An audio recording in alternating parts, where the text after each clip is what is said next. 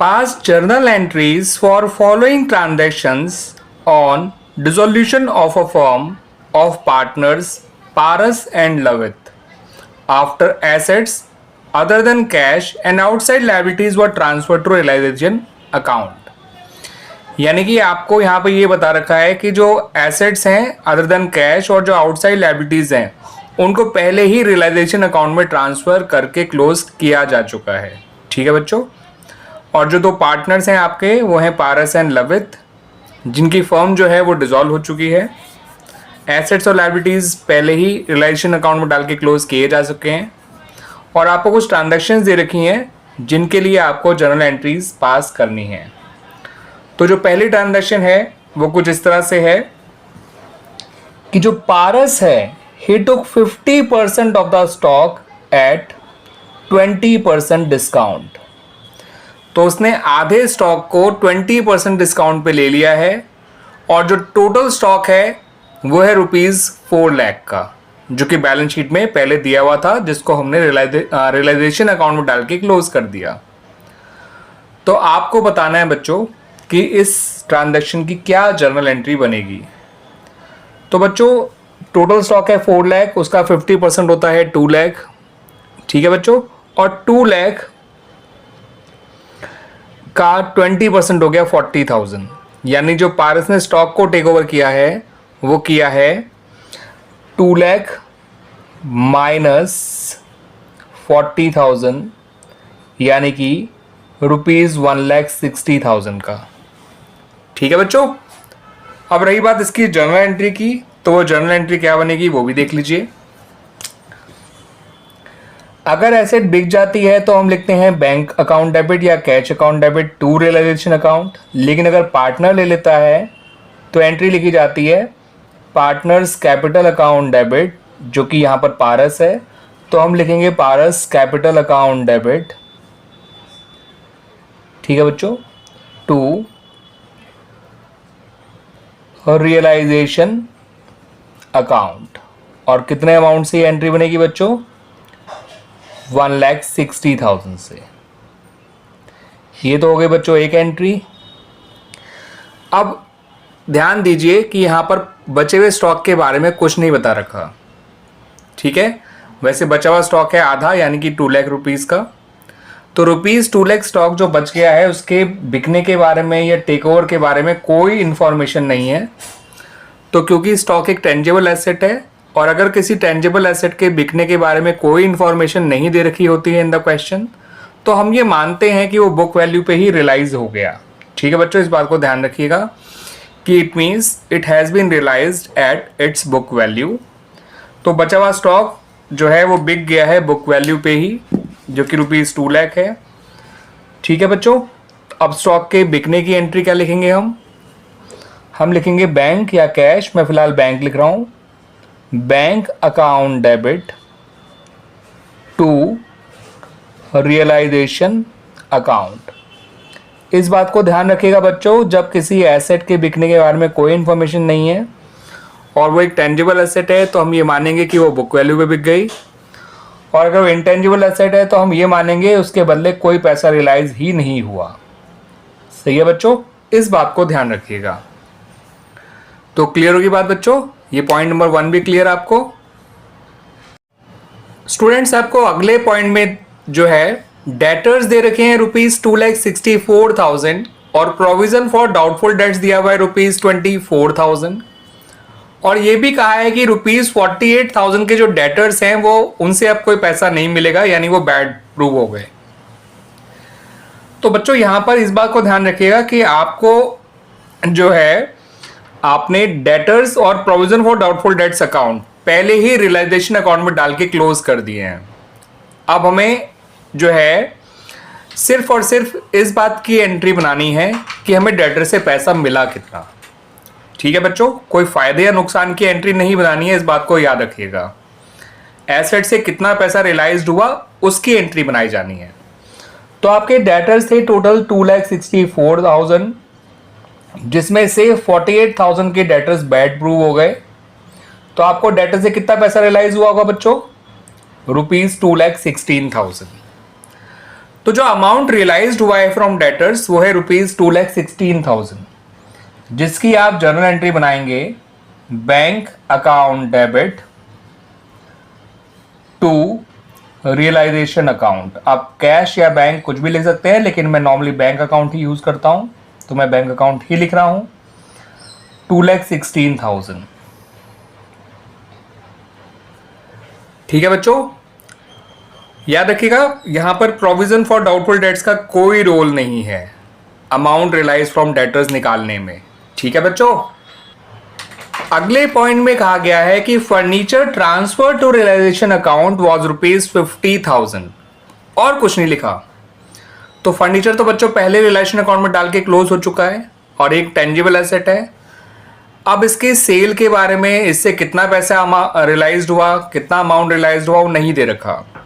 तो ध्यान रखिएगा बच्चों, अगर किसी टेंजिबल एसेट के सेल के बारे में कोई इंफॉर्मेशन नहीं दे रखी होती है, ठीक है, तो हम ये मानते हैं कि उससे उसकी बुक वैल्यू के बराबर पैसा हमें मिल गया होगा, यानी कि ये फर्नीचर 50,000 का ही बिक गया होगा। तो हम एंट्री बनाएंगे bank account debit to realization account. Asset account पहले ही आप रियलाइजेशन अकाउंट में डाल के क्लोज कर चुके हैं, तो जब एसेट की सेल की जाएगी तो एसेट का नाम नहीं आता है, उसकी जगह रियलाइजेशन अकाउंट का नाम आता है। तो आप एंट्री बनाएंगे बैंक अकाउंट डेबिट या फिर cash account debit to realization account. और किसी भी टेंजिबल एसेट के बिकने के बारे में अगर कोई इंफॉर्मेशन नहीं है तो ये माना जाता है कि उसको उसकी बुक वैल्यू पे ही सेल कर दिया गया होगा। ठीक है बच्चों, अगले पॉइंट में कहा है कि land realize ₹8 lakh against book value ₹5 lakh. मतलब लैंड एंड बिल्डिंग आपको एक एसेट दे रखी थी जिससे रियलाइज तो हुए ₹8 लाख, लेकिन उसकी बुक वैल्यू थी केवल 5 लाख। ठीक है बच्चों, तो बुक वैल्यू तो हमने पहले ही रियलाइजेशन अकाउंट में डाल के क्लोज कर दी होगी। अब तो हमें जो एंट्री बनानी है वो इसकी सेल की या उससे अमाउंट जो रियलाइज हुआ है उसकी बनानी है। तो जो एंट्री बनाई जाएगी वो ₹8 लाख से बनाई जाएगी, ना कि ₹5 लाख से, जितने का वो एसेट रियलाइज हुआ है, यानी जितने का वो एसेट बिका है। तो एंट्री क्या बनेगी बच्चों? एंट्री बनेगी bank account debit to realization account और अमाउंट आएगा 8 लाख, जितने का एसेट बेचा गया। क्लियर बच्चों? आगे समझ में ये भी। Now come to the next point. Next point में कहा गया है कि मशीनरी जिसको ट्रांसफर कर दिया गया था रियलाइजेशन अकाउंट में और इसकी बुक वैल्यू थी ₹6 लाख, इसको रियलाइजेशन अकाउंट में डाल के क्लोज कर दिया गया था पहले। अब इस मशीनरी को एक क्रेडिटर को दे दिया गया था at a discount of 20% in settlement. तो बच्चों मशीनरी को आपने एक क्रेडिटर को हैंड ओवर कर दिया, यानी कि इस एसेट को एक लायबिलिटी ने टेक ओवर कर लिया।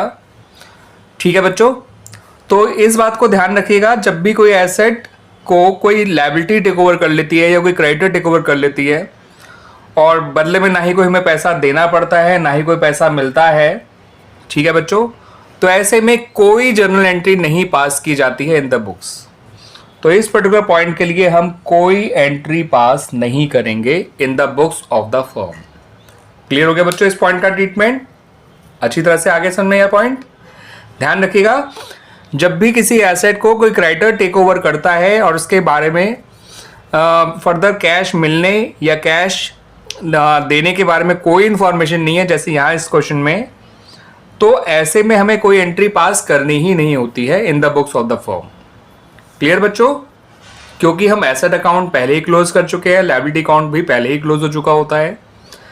तो ऐसी कोई एसेट को कोई लायबिलिटी टेक ओवर करती है जिनके अकाउंट पहले से ही क्लोज हैं, ठीक है, तो उनके बीच में जो ट्रांजेक्शन होती है उसमें ना ही अगर कोई पैसा आता है ना ही कोई पैसा जाता है, तो हमें कोई एंट्री बनाने की जरूरत होती ही नहीं है। नेक्स्ट पॉइंट में कहा गया है कि investments transfer to realization account was ₹60,000। अब इन्वेस्टमेंट एक टेंजिबल एसेट कंसिडर किया जाता है, इसको रियलाइजेशन अकाउंट में ट्रांसफर तो कर दिया गया था और इसकी बुक वैल्यू थी ₹60,000, मगर इसके बारे में कोई फर्दर इंफॉर्मेशन नहीं दे रखी है। तो अगर किसी टेंजिबल एसेट के बारे में फर्दर कोई इन्फॉर्मेशन नहीं दे रखी है कि उससे कितना पैसा मिला, ठीक है, तो हम ये मानते हैं कि वो बुक वैल्यू पे ही रियलाइज्ड हो गया होगा। इसलिए आपको यहाँ पर जो जर्नल एंट्री बनानी है वो बनेगी bank account debit to realization account. Asset का नाम नहीं आएगा, ध्यान रखिएगा, एसेट का अकाउंट हम पहले ही रिलेशन अकाउंट में डाल के क्लोज कर चुके हैं। अब उस एसेट से जो भी पैसा मिलेगा वो रिलेशन अकाउंट में क्रेडिट किया जाएगा। क्लियर बच्चों? Now come to the next point. अगले पॉइंट में कहा है कि goodwill transfer to relation account was ₹1 lakh. तो ₹1 लाख की गुडविल पहले ही रियलाइजेशन अकाउंट में जिसको डाल के क्लोज किया जा चुका है। अब इसके फर्दर बिकने के बारे में या इससे अमाउंट कितना रियलाइज्ड हुआ उसके बारे में कोई इंफॉर्मेशन नहीं है। तो बच्चों गुडविल क्योंकि एक इंटेंजिबल एसेट होती है और किसी भी इंटेंजिबल एसेट के फर्दर सेल के बारे में या उससे कितना अमाउंट रियलाइज्ड हुआ उसके बारे में कोई इंफॉर्मेशन नहीं है, तो यही माना जाता है कि उससे कोई अमाउंट रियलाइज्ड ही नहीं हुआ है। ठीक है बच्चों, दैट्स वाई इस पॉइंट की कोई जर्नल एंट्री नहीं बनाई जाएगी। अब अगले पॉइंट को देखिए बच्चों, इसमें कहा है कि पेटेंट जिसकी बुक वैल्यू थी तो 50,000, मगर वो उससे जो अमाउंट रियलाइज्ड हुआ है वो है ₹25,000। अब पेटेंट जो कि एक इंटेंजिबल एसेट है उसकी बुक वैल्यू ₹50,000 है, मगर यहाँ पे बता रखा है कि उससे कितना अमाउंट रियलाइज्ड हुआ है, तो यहाँ पर आपको एंट्री बनानी पड़ेगी। गुडविल भी इंटेंजिबल एसेट है, पेटेंट भी इंटेंजिबल एसेट है। गुडविल के बारे में फर्दर नहीं बता रखा था कि उससे कितना पैसा रियलाइज्ड हुआ, तो हमने ये माना कि गुडविल के बदले कुछ भी पैसा रियलाइज नहीं हुआ होगा। लेकिन पेटेंट्स के बारे में यहाँ पे बता रखा है कि पेटेंट्स को ₹25,000 में रियलाइज किया गया है, तो यहाँ पर हमें जर्नल एंट्री बनानी पड़ेगी पेटेंट से पैसा रियलाइज करने की, पैसा मिलने की।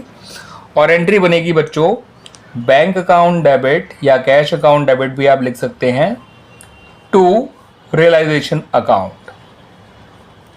ठीक है बच्चों, और एंट्री बनेगी जितना पैसा उससे रियलाइज्ड हुआ है, यानी कि ₹25,000। अगर ₹30,000 रियलाइज होता तो हम ₹30,000 से एंट्री बनाते। ठीक है बच्चों, अगर ₹70,000 रियलाइज होता तो हम ₹70,000 से ही एंट्री बनाते। जितना अमाउंट रियलाइज्ड हुआ है, जितना अमाउंट रिसीव्ड हुआ है फ्रॉम इट्स सेल, उससे एंट्री बनाई जाती है। अगले पॉइंट में बच्चों आपको ये बता रखा है कि अक्रूड इनकम और प्रीपेड एक्सपेंसेस जिनके अमाउंट थे ₹50,000 और ₹20,000, ये बैलेंस शीट में पहले अपीयर कर रहे थे ऑफ द फर्म, तो इन्हें भी रिलेशन अकाउंट में डाल के क्लोज किया ही गया होगा बच्चों। ठीक है बच्चों, बट इनका नेचर भी इंटेंजिबल एसेट्स का होता है और इनके फर्दर इनसे कितना अमाउंट रियलाइज्ड हुआ, इनके बदले कुछ पैसा मिला या नहीं मिला, कुछ नहीं बता रखा है। तो ऐसे में फिर हम यही मानेंगे जैसा हमने गुडविल के लिए माना था कि इनके बदले में कुछ भी अमाउंट रियलाइज नहीं हुआ होगा, तो यानी यहाँ पर भी कोई जर्नल एंट्री पास नहीं की जाएगी। क्लियर बच्चों? आगे समझ में सारे पॉइंट्स आप लोगों को। तो this was illustration number 5 of chapter resolution of a partnership firm from the book T.S.. Grewal, और जो एडिशन मेरे पास बुक का है वो है 2024। क्लियर बच्चों?